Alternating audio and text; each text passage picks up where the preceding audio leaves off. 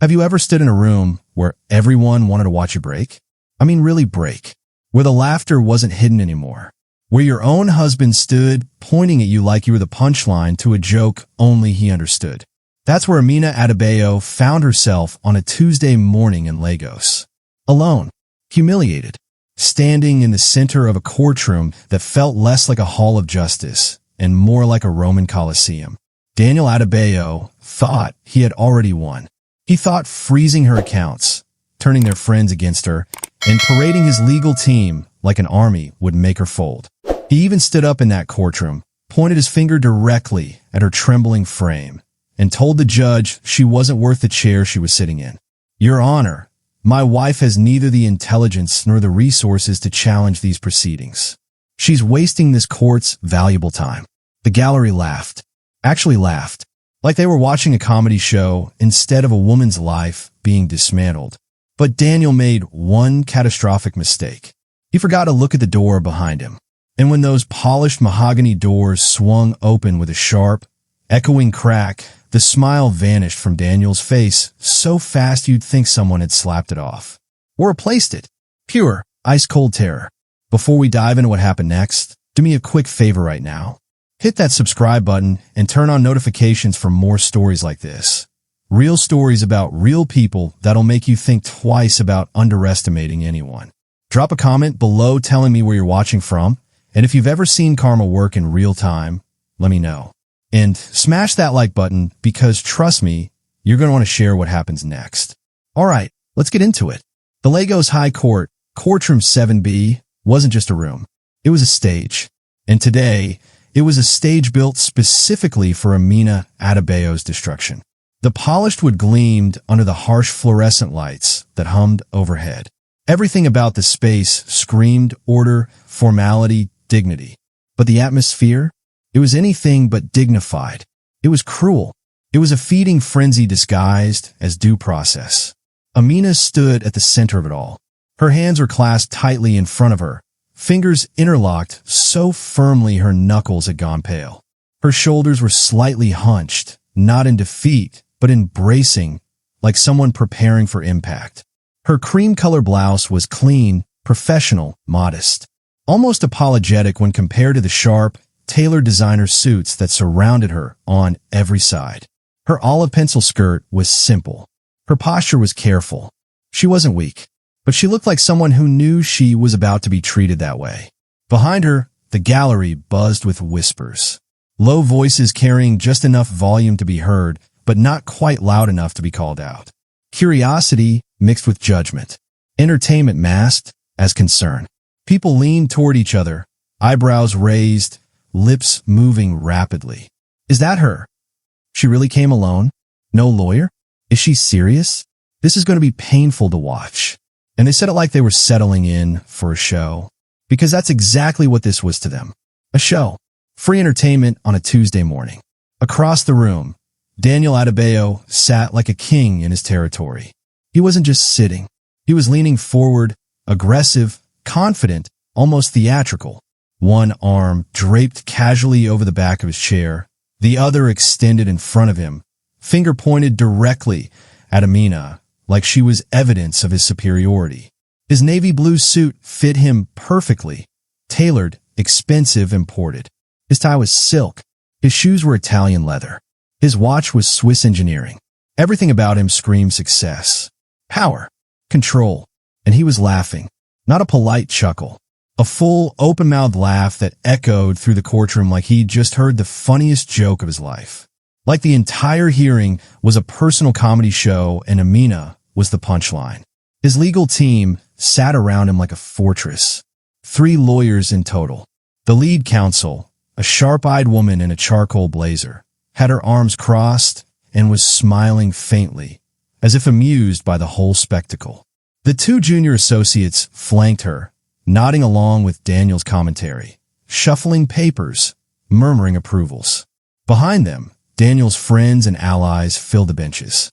Business partners, colleagues, people who owed him favors or wanted to stay in his good graces. Some were smirking openly.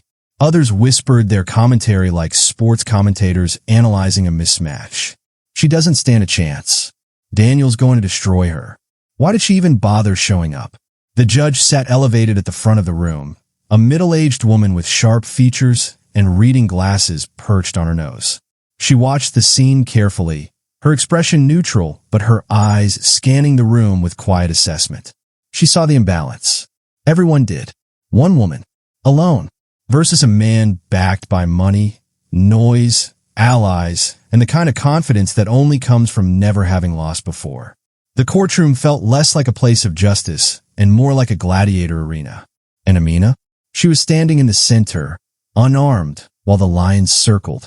But here's the thing about lions. They get comfortable. They get cocky. They forget that sometimes the prey isn't alone. Sometimes the prey has a mother. And sometimes that mother has been waiting a very, very long time for this exact moment. Stay tuned for next, where those courtroom doors open and everything Daniel thought he knew gets shattered into 1,000 pieces. Daniel Adebayo didn't just participate in the hearing. He performed. He rose from his seat with the kind of swagger that came from a lifetime of never being told no. His chair scraped loudly against the polished floor, and he adjusted his suit jacket with a sharp tug, making sure everyone noticed the perfect cut, the expensive fabric, the gold cufflinks that caught the light. "Your Honor," he began, his voice booming across the courtroom like he was addressing a stadium instead of a judge. "I appreciate the court's patience, but I think we can all agree this is a formality at this point." He gestured broadly toward Amina, his hands sweeping through the air with theatrical flair. "My wife," he said the word like it tasted bitter, "has come here today without legal representation. No counsel, no defense, nothing." His legal team nodded in synchronized agreement, their heads bobbing like trained puppets. The lead counsel even allowed herself a small, satisfied smile. Daniel turned toward the gallery, playing to his audience now, his voice dripping with mock sympathy. She stands there, silent, because she knows she has nothing to say. No argument, no evidence, no case. A few people in the gallery chuckled. Low, uncomfortable sounds that rippled through the wooden benches like dominoes falling. Daniel heard it and fed off it. His grin widened. "Your Honor," this woman, he pointed directly at Amina, his finger extended like a weapon. "This woman never understood a single thing about our finances. Not one transaction, not one investment, not one business decision." He started pacing now, moving back and forth in front of his table like a prosecutor delivering a closing argument. Confident, commanding, in complete control. "She spent 15 years in my home. 15 years enjoying the lifestyle I built, the cars I bought, the vacations I paid for, the house I purchased." Each sentence came with a sharp emphasis, his voice rising with every repetition of that single word. "I." And what did she contribute? Nothing. She cooked meals I could have hired a chef to prepare. She managed a household that could have been managed by staff. She raised children who, frankly, Your Honor, spent more time with nannies than with her. The room went quieter now. People leaned forward, some with wide eyes, others with expressions that seemed caught between discomfort and fascination. Amina remained perfectly still. Her hands were still clasped in front of her, fingers interlocked, knuckles pale. Her cream blouse rose and fell slowly with measured breaths. Her face was tense, jaw tight, lips pressed into a thin line, but controlled. Her eyes stayed focused downward, fixed on a spot on the floor as if she were anchoring herself to it, refusing to let the current of his words pull her under. Daniel noticed her silence and pounced on it like a predator spotting weakness. "Look at her, Your Honor," he said, his voice dropping into something that sounded almost pitying but was laced with venom. "She can't even defend herself. She won't even look up." He laughed then, a sharp, cutting sound that sliced through the courtroom like broken glass. "That's because she knows I'm right. She knows she brought nothing to this marriage. No value, no partnership, just presence." The gallery murmured now, the whispers growing louder, bolder. Some people shook their heads. Others exchanged knowing glances. A few nodded along with Daniel's words as if he were speaking gospel truth. Amina's shoulders tensed slightly, but she didn't move, didn't speak, didn't look up. Your Honor, Daniel continued, turning back toward the judge with his arms spread wide like a man presenting irrefutable evidence. I've frozen the joint accounts because they were funded entirely by me. I've restricted access to the properties because they were purchased entirely with my money.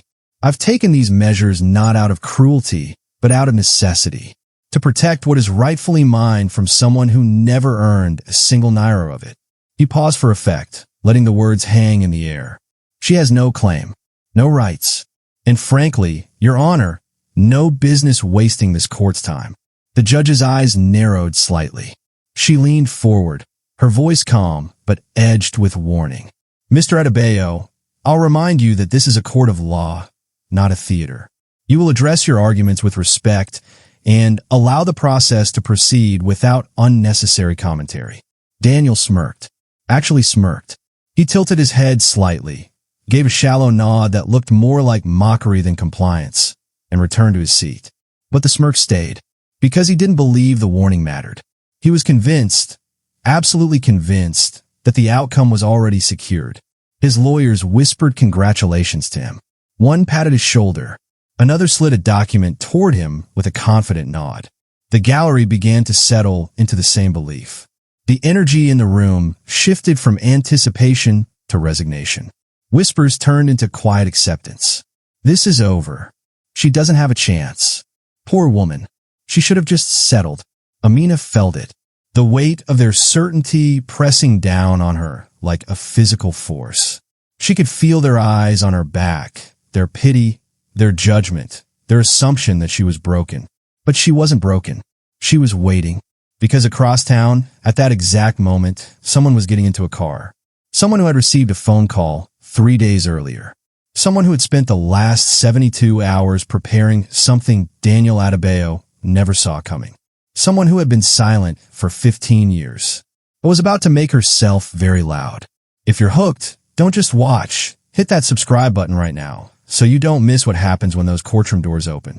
Drop a comment telling me if you've ever seen someone underestimate the wrong person, and smash that like button, because trust me, the coming next is going to blow your mind.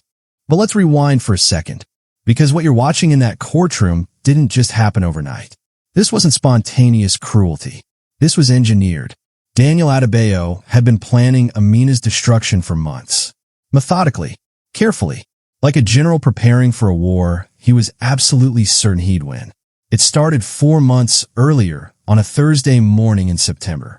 Amina had woken up, made breakfast for the kids, and tried to pay for groceries online using their joint account. The account they'd shared for 15 years. The account where both their names sat side by side on every bank statement. Transaction declined. She frowned, tried again. Same result. She called the bank. Waited on hold for 12 minutes listening to automated messages about valued customers and updated security measures. Finally, a customer service representative picked up, their voice polite but distant. Mrs. Adebayo, I'm showing that the account has been frozen pending restructuring. All access has been temporarily suspended. Restructuring? Amina's voice was confused, cautious. I wasn't informed of any restructuring. According to our records, the primary account holder, Mr. Daniel Adebayo, initiated the freeze on Monday. He cited business restructuring as the reason. You'll need to contact him directly for further clarification. The line went dead. Amina stood in her kitchen, phone still pressed to her ear, staring at the marble countertops Daniel had insisted on importing from Italy. The same countertops she'd wiped down every morning for years. The same kitchen where she'd prepared thousands of meals. And just like that, with one phone call, one decision he made without telling her, she had no access to her own money. But it wasn't just the joint account. Over the next 2 weeks, Amina discovered that Daniel had moved fast. The savings account they'd built together, emptied and transferred into a business holding she had no access to. The credit cards linked to their shared finances, canceled. Her name removed from every single one. She tried to withdraw cash from an ATM using her debit card. Account closed. When she called Daniel, his voice was cold, detached, almost robotic. You'll get what you're entitled to once the lawyers sort out, Amina. Everything's being handled properly. Daniel, I can't even buy groceries. That's not my problem anymore.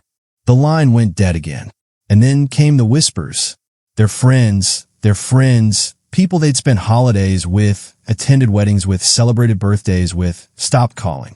At first, Amina thought it was coincidence. People were busy. Life happened. But then she ran into Judith Okonkwo at the salon, a woman she'd known for 8 years. Judith's face went stiff the moment she saw Amina. No smile, no warmth, just a quick, uncomfortable nod before she turned away, suddenly very interested in a magazine she wasn't reading. Amina found out later what Daniel had been saying. He told people she'd become unstable, that she'd been irresponsible with money, that she'd ignored the family and neglected her responsibilities. He painted a picture of a woman spiraling, unreliable, untrustworthy. And because Daniel was charming, successful, and convincing, people believed him. Invitations stopped coming. Group chats went silent. Calls went unreturned. Amina was being erased. Socially, financially, systematically. And then the legal notices started arriving. The first one came via courier on a Monday morning. A thick manila envelope with the words, "Urgent legal matter," stamped across the front in red ink. Inside, 15 pages of dense legal language outlining Daniel's petition for divorce, asset division, and custody arrangements. Amina read it twice, her hands shaking, trying to understand the terminology. Words like equitable distribution, sole proprietorship, financial dependency, and parental fitness evaluation swam across the pages like a foreign language. She called 3 law firms. The first quoted her 500,000 naira as a retainer. The second wanted 750,000. The third asked for $1 million up front. Amina had 38,000 naira in a personal account Daniel didn't know about. Money she'd saved secretly over 2 years from small side jobs, selling homemade pastries, tutoring neighbors' children, doing hair for friends at discounts. It wasn't even enough to cover a consultation. More notices arrived, each one more aggressive than the last. Each one with deadlines she couldn't meet, requirements she couldn't fulfill, responses she couldn't afford to file. By the time the court date arrived, Amina had no access to money, no retained counsel, and no visible support system. She stood alone in every possible sense of the word. And that's exactly how Daniel wanted it. Because Daniel's entire strategy was built on one simple, cruel calculation. Isolation equals defeat. He believed that if he stripped away her resources, her support, her options, she would simply fold. She'd sign whatever papers he put in front of her. She'd walk away quietly. She'd disappear. He'd done this before in business. Cut off competitors' funding, spread whispers that damaged their reputations, force them into corners where surrender was the only logical option. And it worked. Every single time. So why wouldn't it work on his wife? Back in the courtroom, the judge straightened a stack of papers on her desk, her expression unreadable. She glanced at the clock on the wall, then at Amina, then at Daniel's smug, relaxed posture. The room had gone quiet now, waiting. The judge leaned forward slightly, her voice calm, measured, but carrying the weight of finality. "Mrs. Adebayo," she said, her eyes settling on Amina's downturned face. "You've heard the petitioner's claims. You've been given the opportunity to respond." Amina's fingers tightened around each other. "If you have representation, if you have evidence, if you have anything you wish to present to this court." The judge paused, her tone softening just slightly. "This is your moment." The silence stretched. Daniel leaned back in his chair, arms crossed, that same smirk still playing at the corners of his mouth. His lawyers looked bored. The gallery held its collective breath. Amina's shoulders rose with a slow, deliberate inhale. And then, the doors at the back of the courtroom swung open. Not slowly, not hesitantly. Hard, fast, with force. The sound echoed like a gunshot. Don't you dare go anywhere. Hit that subscribe button right now, because what walked through that door is about to flip this entire courtroom upside down. Drop a comment telling me what you think is about to happen, and smash that like button if you're ready to see Daniel's face when he realizes he just made the biggest mistake of his life. The silence that followed the judge's question wasn't brief. It wasn't polite. It stretched across the courtroom like a held breath, long and uncomfortable, filling every corner with tension. Daniel's smile returned, wider this time, almost victorious.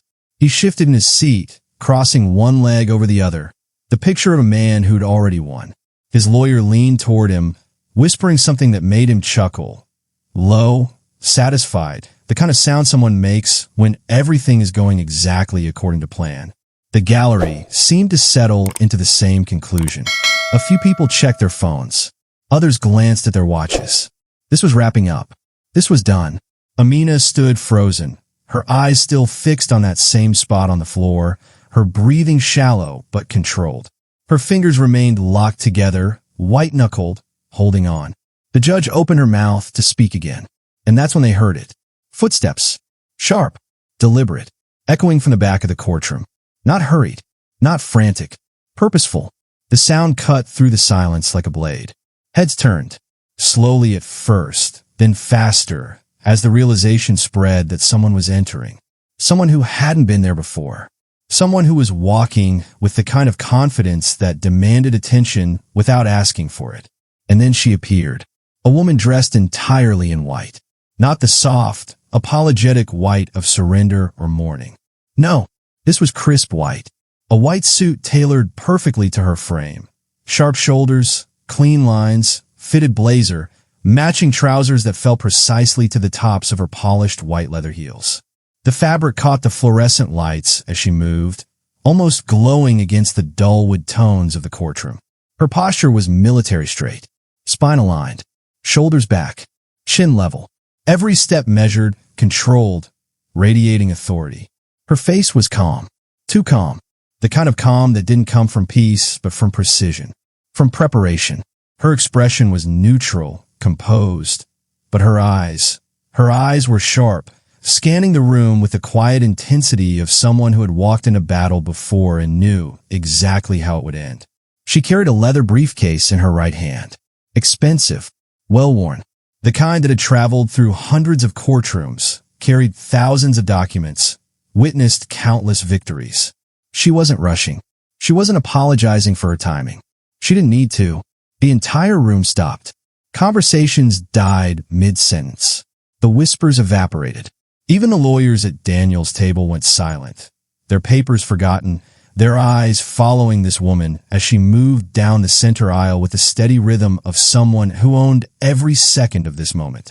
The energy in the room shifted so fast, it was almost physical.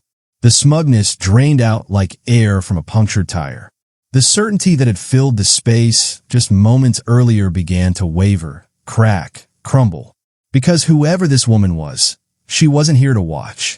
She wasn't here to observe. She wasn't here as a spectator or a supporter. She was here to fight. She reached the front of the courtroom and stopped directly beside Amina. Not behind her. Not beside her in a passive, supportive stance.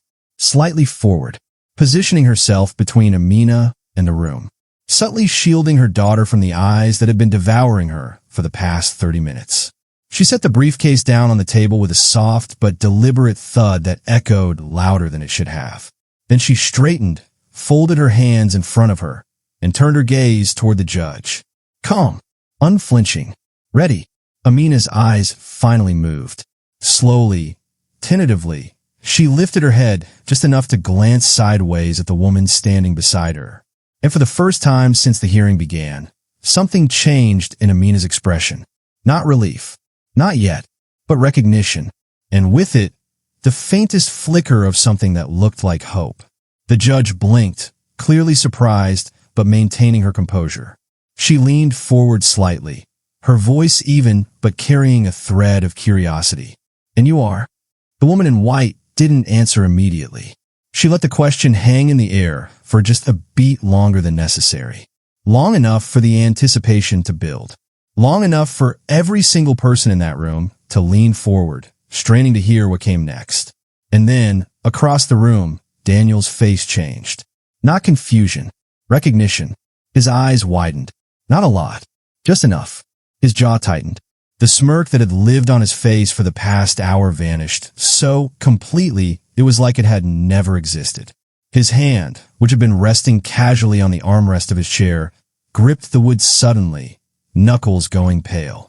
His lawyer noticed. She turned to him, frowning, about to ask what was wrong. But Daniel didn't move, didn't speak.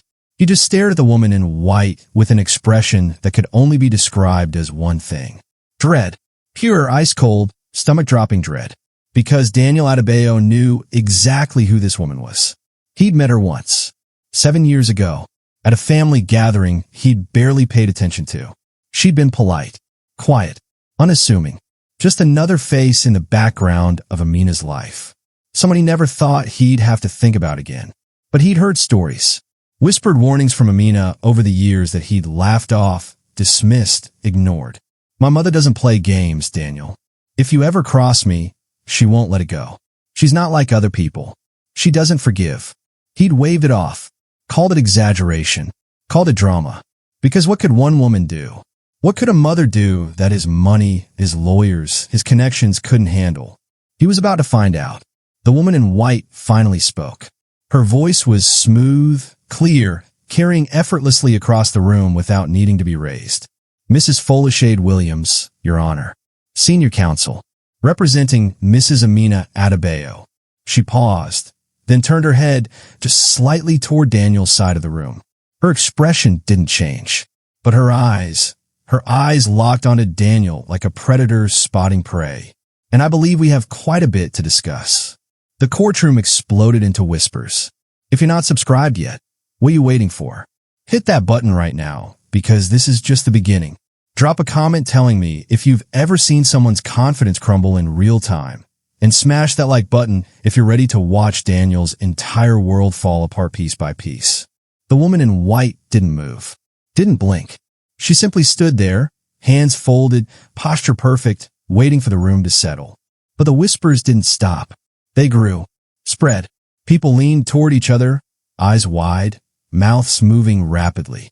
Did she say Williams? Wait, that Williams. No way. It can't be. The judge raised her hand slightly, a gesture for silence. The room obeyed, but slowly, reluctantly, like a wave being forced back against its will. Counsel, the judge said, her tone measured but curious. Please state your full credentials for the record. The woman in white nodded once. She didn't need notes, didn't need to check a document. She spoke clearly, calmly, each word landing with the weight of absolute authority. Justice Moreo Adeni, retired from the Court of Appeal, Lagos Division. 32 years on a bench. Specialized in family law, asset disputes, and cases involving financial abuse and coercion. The room didn't just go quiet. It froze. You could have heard a pin drop on carpet. You could have heard someone's breath catch. You could have heard the exact moment Daniel Adebayo's heart sank into his stomach. Because everyone in that courtroom, everyone knew that name. Justice Moreo Adeni wasn't just a lawyer. She wasn't just someone who had spent time in courtrooms. She had presided over them. She had sat where the current judge was sitting. She had made rulings that shaped legal precedent. She had written decisions that law students studied. And she didn't lose. Ever. A ripple of shock rolled through the gallery like a physical wave. People sat up straighter. Lawyers who had been slouching suddenly adjusted their posture. Whispers turned into stunned silence. At Daniel's table, his lead counsel, the sharp-eyed woman in the charcoal blazer who'd been smiling smugly just moments before, went completely rigid. Her pen, which had been casually twirling between her fingers, clattered onto the table. She didn't pick it up. Her eyes were locked on Moreo, wide, unblinking, like she'd just seen a ghost. Or worse, like she just realized she was standing in the ring with a heavyweight champion and had shown up with nothing but her fists. Even the judge shifted. Subtly but noticeably, she sat up straighter in her chair, her hands moving to rest flat on the surface of her desk, her expression sharpening from neutral observation to something closer to respect, maybe even deference. Because when someone who used to sit in your seat walks into your courtroom, you pay attention. Daniel's face had gone pale, not white, but drained, like someone had opened a tap and let all the confidence, all the arrogance, all the certainty pour out onto the floor. His mouth opened slightly, as if he wanted to say something, but no sound came out. His hands gripped the edge of the table now, fingers pressing hard enough to leave marks in the wood. His lawyer leaned toward him, whispering urgently, but Daniel didn't respond. He just stared at Moreo like she was a nightmare he'd forgotten about until it walked through the door and reminded him it was real. Moreo didn't acknowledge him. Not yet. She turned her attention fully to the judge, her voice calm, measured, but carrying a quiet steel underneath. Your Honor, I apologize for the late arrival. I was reviewing the petitioner's filings and wanted to ensure I had a complete understanding before addressing this court. The judge nodded slowly. Understood, Justice Adenii. You may proceed. Moreo reached down, opened her briefcase with a soft click, and pulled out a single folder. Thin, neat, organized. She didn't fumble, didn't rush. Every movement was deliberate, controlled, like a surgeon preparing instruments. She placed the folder on the table, rested one hand on top of it, and turned her gaze toward Daniel's side of the room. And then she spoke. Not loudly. She didn't need to raise her voice. She didn't need theatrics or dramatics or grand gestures. She spoke one sentence. Slow, precise, each word measured and placed like a nail being hammered into a coffin. This case rests on intimidation, financial abuse, and deliberate deception, and I can document every single claim. The courtroom didn't just go silent. It locked. Time seemed to stop. The air itself felt heavier, thicker, harder to breathe. No one moved. No one whispered. No one even shifted in their seats. Because that sentence wasn't a statement. It wasn't an opening argument. It was a declaration of war. And everyone in that room knew it. Daniel's lawyer opened her mouth, closed it, opened it again. Nothing came out. Her junior associates looked at each other, faces pale, clearly unsure what to do. The gallery sat frozen, eyes darting between Moreo and Daniel, waiting to see what would happen next. The judge's expression was unreadable, but her eyes, sharp, intelligent, experienced, flickered with something that looked like anticipation. And Daniel? For the first time since this hearing began, Daniel Adebayo didn't speak. He didn't laugh, didn't smirk, didn't gesture or interrupt or perform. He just sat there, staring at the woman in white, his face drained of color, his hands gripping the table like it was the only thing keeping him upright. Because somewhere deep in his chest, beneath the expensive suit and the gold watch and the carefully constructed confidence, a small voice was screaming a truth he'd spent months ignoring. You underestimated her. And worse than that, you underestimated her mother. Moreo didn't move, didn't smile, didn't gloat. She simply stood there, calm and composed, her hand resting on that folder like it contained the keys to a kingdom Daniel thought he'd already conquered. And in a way it did. The judge leaned forward slightly, her voice breaking the silence like ice cracking. Justice Adenii, you have the floor. Please present your case. Moreo nodded once. Thank you, Your Honor. She opened the folder, and Daniel Adebayo's world began to crumble. If you're loving this, don't just watch. Subscribe right now so you never miss a moment. Drop a comment telling me if you've ever seen someone realize they picked the wrong fight, and smash that like button because what's about to happen next is going to leave you speechless. Moreo didn't rush. She didn't scramble through papers or fumble with documents. She opened her briefcase with the calm precision of someone who had done this 1,000 times before and knew exactly what came next. The first document she pulled out was pristine, crisp white paper, bound with a black clip, pages numbered and tabbed with color markers. She held it up briefly so the judge could see, then placed it carefully on the table in front of her. Your Honor, I'd like to begin with Exhibit A, a bank record from First National Bank, covering the joint account held by Mr. and Mrs. Adebayo from January 2010 through September 2025. She slid the document across to the court clerk, who carried it up to the judge.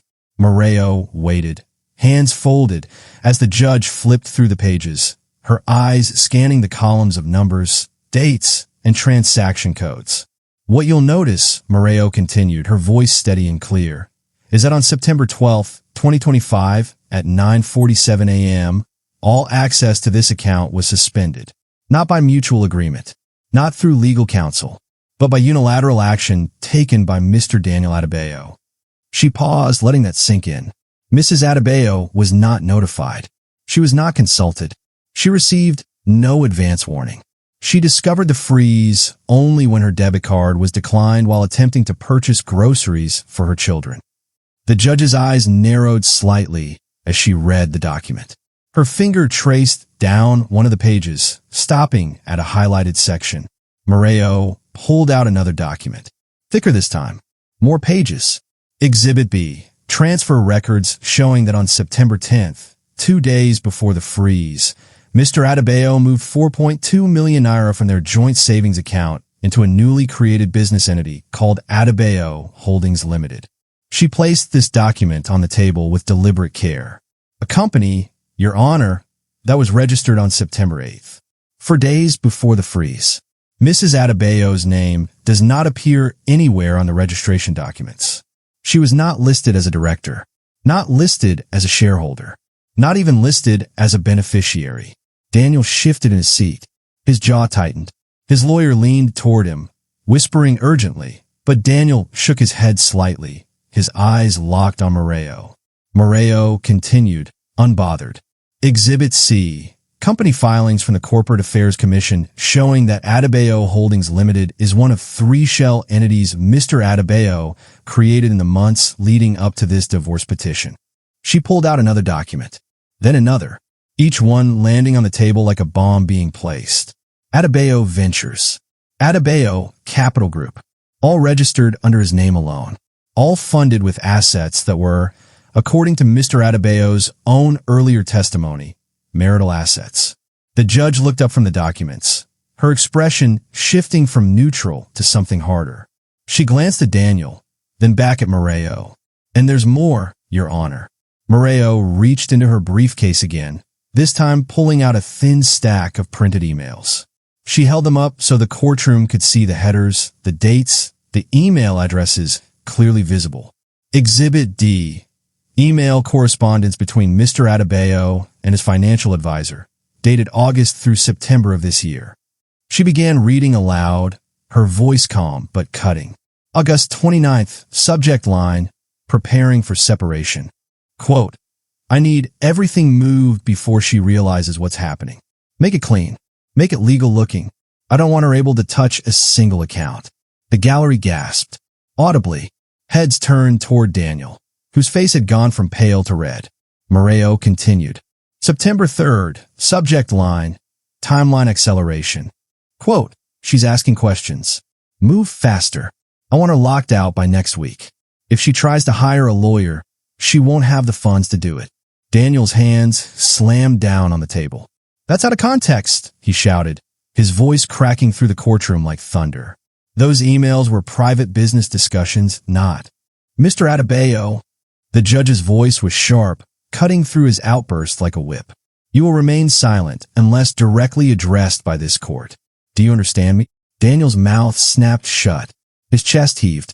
His lawyer grabbed his arm, pulling him back down into his seat, but his face was twisted with fury and something else now, fear. Moreo didn't even glance at him. She simply turned back to the judge. Your Honor, these emails are not out of context. They are evidence of premeditated financial abuse. Mr. Adebayo systematically isolated his wife, stripped her of access to marital assets, and orchestrated a scenario where she would be unable to defend herself in these proceedings. The judge set down the emails, her expression hard. Justice Adeni, do you have documentation showing these shell companies were funded with marital assets? I do, Your Honor. Moreo pulled out another document, this one thick, bound with multiple tabs. Asset transfer records, tax filings, and bank statements showing that over 12 million naira was moved from joint accounts and properties into these entities over a 6-month period. She slid it across to the clerk. The judge took it, began reading, her expression darkening with every page. And then Moreo did something devastating. She turned toward Daniel's table. Mr. Adebayo, you stated earlier under oath that these assets were yours alone, that your wife contributed nothing. Is that correct? Daniel's lawyer immediately stood. Your Honor, my client doesn't have to. Answer the question, Mr. Adebayo, the judge said flatly. Daniel swallowed hard. His voice was quieter now, strained. Yes, I said that. And yet, Moreo said calmly. You also stated that these funds were moved temporarily for business purposes. Is that also correct? Daniel hesitated. His lawyer was frantically shaking her head, but it was too late. Yes, he said. Moreo tilted her head slightly. So which is it, Mr. Adebayo? Are they your assets alone, or are they marital assets you moved temporarily? Silence.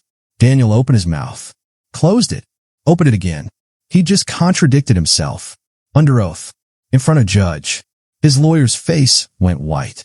She grabbed her briefcase, stood abruptly, and leaned down to whisper something harsh in Daniel's ear.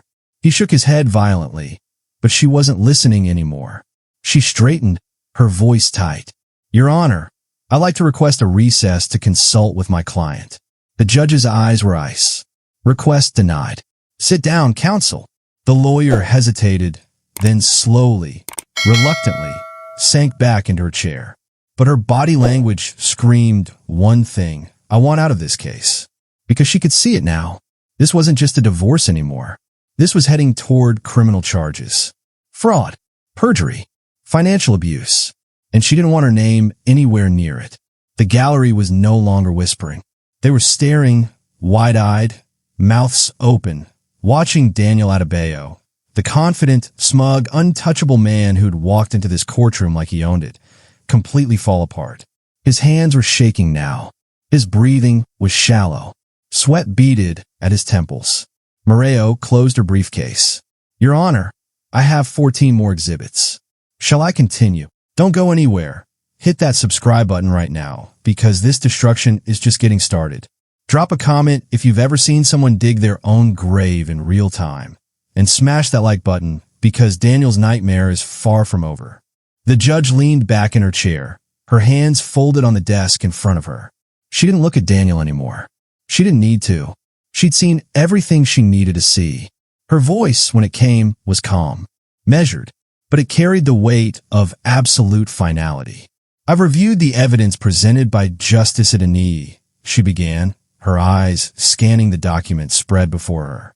And I've heard the testimony and contradictions provided by Mr. Adebayo. Daniel sat frozen in his chair, his face ashen, his hands gripping the edge of the table so hard his knuckles had gone white. His lawyer sat beside him, stiff and silent, her eyes fixed on the table, her body language screaming that she wanted to be anywhere else. The judge continued, her tone sharpening with each word. What I've witnessed here today is not a standard marital dispute. This is a calculated, systematic campaign of financial abuse, intimidation, and deliberate deception designed to render Mrs. Adebayo defenseless in these proceedings. She paused, letting the words hang in the air like smoke after an explosion. Mr. Adebayo, you froze joint accounts without authorization. You moved millions of naira into shell entities created specifically to hide marital assets. You isolated your wife socially and financially, and you misrepresented facts under oath in this courtroom. Daniel's breathing was shallow now, rapid, like someone on the edge of hyperventilating. The judge picked up her gavel, but she didn't strike it yet. She held it, her fingers wrapped around the handle, her eyes locked on Daniel with an expression that was part disappointment, part disgust. Therefore, I am issuing the following rulings. The room went so quiet you could hear the hum of the fluorescent lights overhead. First, the judge said, her voice cutting through the silence like a blade. All joint accounts are to be immediately unfrozen and restored to Mrs. Amina Adebayo's full access, effective within 24 hours. Daniel flinched like he'd been slapped. Second, the marital home, located at 14 Admiralty Way, Lekki Phase 1, is hereby awarded in its entirety to Mrs. Adebayo. Mr. Adebayo will vacate the premises within 7 days. Any personal belongings not removed within that time frame will be considered abandoned. Daniel's mouth opened, but no sound came out. Third, the judge continued, her tone growing colder. All assets transferred into Adebayo Holdings Limited, Adebayo Ventures, and Adebayo Capital Group between August and September of this year are to be forensically audited. Pending the results of that audit, those assets are frozen and will be subject to equitable distribution as marital property. The lawyer beside Daniel closed her eyes, her face tight with barely concealed frustration. She knew what was coming next. Fourth, the judge said, her voice dropping into something harder, something that carried the weight of consequences beyond this courtroom. I am referring this case to the Economic and Financial Crimes Commission for investigation into potential charges of fraud, perjury, and financial misconduct. The gallery erupted into whispers. Low at first, then louder, spreading like wildfire. People leaned toward each other, eyes wide, voices urgent. Criminal investigation? They're going to prosecute him? This isn't just divorce anymore. This is jail time. The judge raised her hand, and the room fell silent again. Finally, she said, her eyes boring into Daniel. All legal costs incurred by Mrs. Adebayo in this matter, including counsel fees, are to be paid in full by Mr. Daniel Adebayo within 30 days. She set down the gavel with a single decisive crack that echoed through the courtroom like a gunshot. This hearing is adjourned. For a moment, no one moved. The finality of it was too large, too complete. It hung in the air like the aftermath of a storm. And then Daniel moved. He stood suddenly, his chair scraping loudly against the floor, his hands shaking, his face twisted with something that looked like desperation mixed with disbelief. Your Honor, his voice cracked, high and strained, nothing like the confident boom it had been an hour ago. Your Honor, please. The judge looked at him, her expression unmoved. Mr. Adebayo, this hearing is concluded. You may address any further concerns through proper legal channels. But Daniel's voice broke completely now. He wasn't shouting anymore. He was pleading. I wasn't trying to. He turned toward Moreo and Amina, his face crumpling, his voice dropping into something raw and desperate. You didn't have to destroy me, he said, his words barely above a whisper, but carrying across the silent courtroom. You didn't have to take everything. The room held its breath. Moreo stood perfectly still for a moment, her hands folded in front of her, her expression calm, composed, utterly unmoved by his plea. And then she turned. Slowly, deliberately. She looked at Daniel. Not with anger, not with satisfaction, not with triumph. With something far more devastating, clarity. Her voice, when she spoke, was quiet, but it carried. Every word clear, precise, undeniable. I didn't destroy you, Mr. Adebayo. She paused, letting the words settle. I stopped you. The silence that followed was absolute. Daniel's face went slack. His mouth opened slightly, but nothing came out. His hands hung at his sides, trembling. He looked like a man who'd just been told a truth so undeniable, so perfectly accurate, that there was nothing left to argue against. Because she was right. Everything that had happened, the rulings, the investigation, the loss, wasn't punishment inflicted by someone cruel. It was consequence. Consequence for what he had planned, for what he had done, for what he had tried to get away with. Moreo had simply held up a mirror and forced him to look at the wreckage he'd created himself. She didn't gloat, didn't smile, didn't linger. She simply turned back toward Amina, her posture softening just slightly, and placed a hand gently on her daughter's shoulder. The touch was firm, protective, grounding. And for the first time since she'd walked into that courtroom, Amina moved. She lifted her head, not quickly, not dramatically, but slowly, steadily, like someone emerging from deep water and finally breaking the surface. Her shoulders straightened, her breathing evened out. Her hands, which had been clenched together for over an hour, slowly relaxed. She wasn't smiling. She wasn't crying. She wasn't triumphant or vengeful or bitter. She just looked whole, like someone who had been bent, pressured, nearly broken, but hadn't snapped. Like someone who had survived. Moreo leaned down slightly, her voice low and private, meant only for Amina. Let's go home. Amina nodded once. Together, they gathered the documents, closed the briefcase, and turned toward the exit. The courtroom remained completely silent as they walked. Not the silence of uncertainty, not the silence of shock, the silence of witness. Everyone in that room knew they had just watched something rare, something powerful, Something that would be talked about for years in legal circles, in family gatherings, in whispered conversations over coffee. They had watched a man who thought he was untouchable get dismantled. Not by rage, not by revenge, but by precision, evidence, and the consequences of his own actions. And they had watched a woman who had been silenced, isolated, and crushed find her voice again. Not through shouting, but through standing.